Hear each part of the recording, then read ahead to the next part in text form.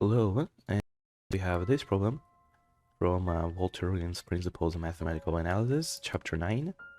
And there's a fun story about it, because after I solved it, I looked up the internet solution, and it's so much simpler, but it relied on the fact that connected open set, that is a subset of Rn, is path connected, which essentially means that there exists a path along set E to any point, which is not something assumed in the textbook, so my solution is going to be really unnecessarily complicated, but I'm not going to rely on other facts.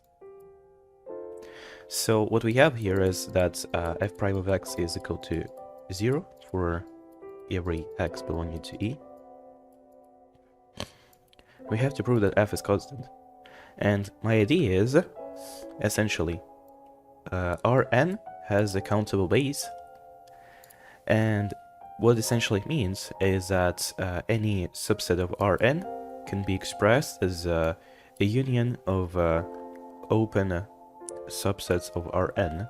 Thing is, the way typically it's proven is when you take Rn, you separate it into rational coordinates, and then you take neighborhoods with rational radiuses.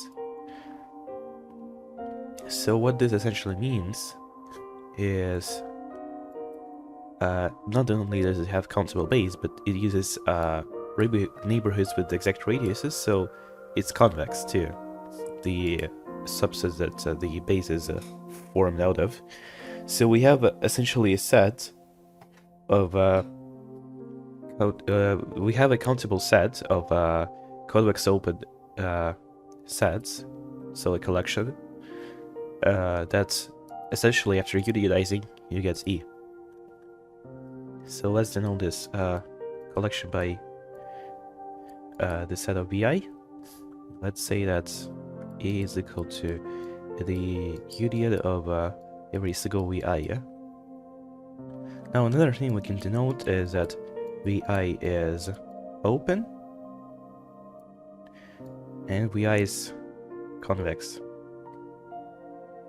Now thing is, if we look into this, there's a theorem which essentially states that the differentiable mapping of open and convex set is gonna be constant with f prime of x equals 0.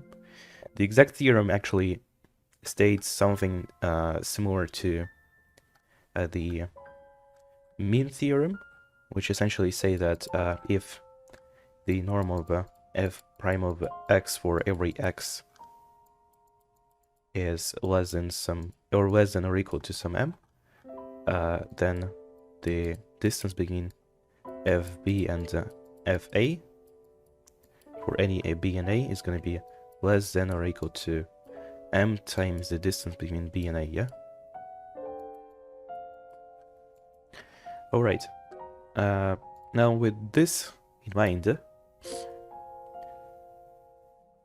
what we can do is we can just prove that all of these convex sets are interconnected, sort of.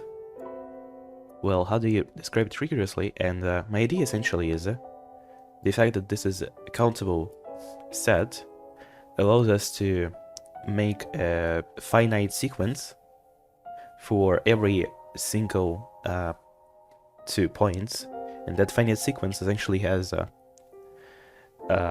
assigned sets that are all convex and overlapping. So suppose we have a shape something like this. We want to connect to this point and this point. And what it's going to do essentially is first it's going to find convex sets that just touch each other. And then it's going to interconnect them to make sure there are shared points everywhere. And then, since every single set is a constant and they overlap each other, we can, by induction, say that these 2 points are equal. And what we can do is we can describe this algorithm so that any 2 points are equal to each other.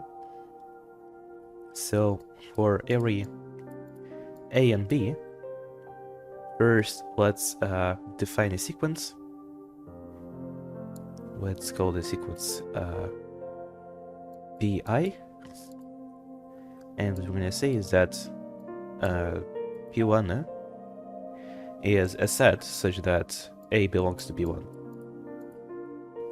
and p1 belongs to this set. Alright, now p1 belongs to the collection and a belongs to p1. You could also describe it in a different way. What we could do is essentially say that, let's say that a belongs to vp1 and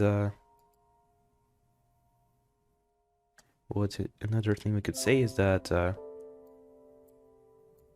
p1. Okay, so there exists a k such that a belongs to vk and p1 is gonna be equal to this k. Alright.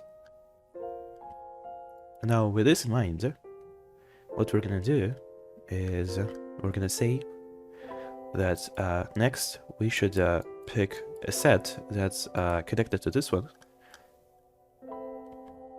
Sort of what we have on hand is this vp1 and it's supposed to be connected to one of the other sets in the collection.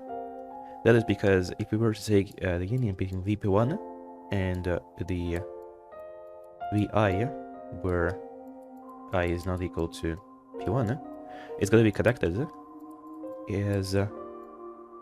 connected. Now this can mean two things. First thing is that the closure of vp1 has an intersection with some vi, or alternatively vp1 has an intersection with the closure of the entire union of vi. So closure with the union I is not equal to p1 vi, and we take the closure. Okay, now what this essentially means is that one of these things is not empty. And let's take some letter. So u is equal to this intersection, u is equal to this intersection. We take either of those. And what we're gonna say is essentially we're gonna take u, we're gonna pick any o belonging to u. Okay, no, this looks like a 0. Let's pick another letter. That'd be theta belongs to u. And for this zeta, since it's going to be an interior point of a connected open set E, there exists radius, let's call it xc, such that the neighborhood of theta with the radius xc is going to be a subset of E. And what this essentially means is that if these things were connected in a very, light way, you have two open sets like this, and there isn't a proper intersection point, only the closures intersect.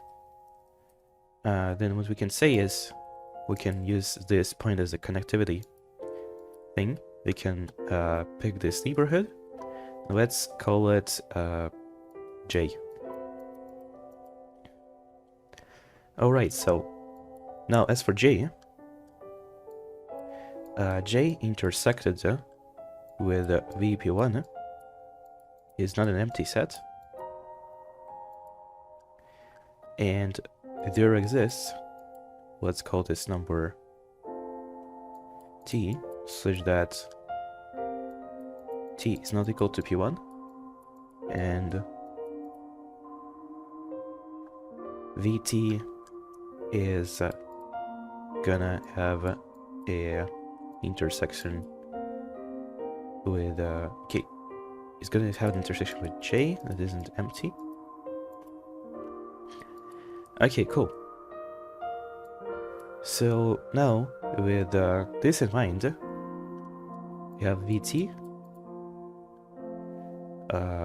we have J, we have P1, and what we're gonna do is we're gonna redefine this entire thing. Let's say instead of P1 here, it's gonna be VP. It's gonna be P. Okay, what kind of number do we want to pick as the letter? Okay, let's just go with PX. So let's substitute here everywhere. PX on hand.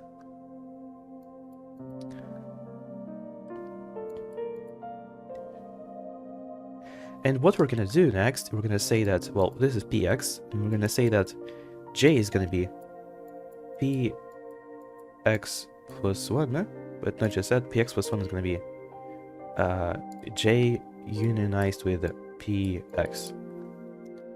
And VT is gonna be PX plus 1, union with VT is gonna be PX plus 2. So what we're doing essentially is we're working in 3 pairs like that. Well, 2 extra pairs. Every time we define 2 extra pairs.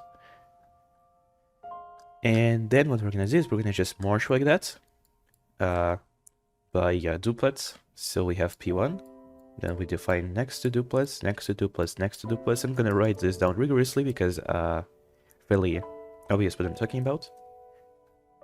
And that way, for every V, we have a number assigned, like this. In this case it's x plus 2, but it's going to be some exact number. And as we march like that, sooner or later, is gonna hit the set that contains the other point B, because this collection is countable. So there is an exact number mapping like this. Alright, cool. Now, specifically here, so that it's deterministic, we're gonna say that we take the infimum of t. Alright, now with this in mind, there is an exact number mapping, and with this number mapping, for every pair A and B,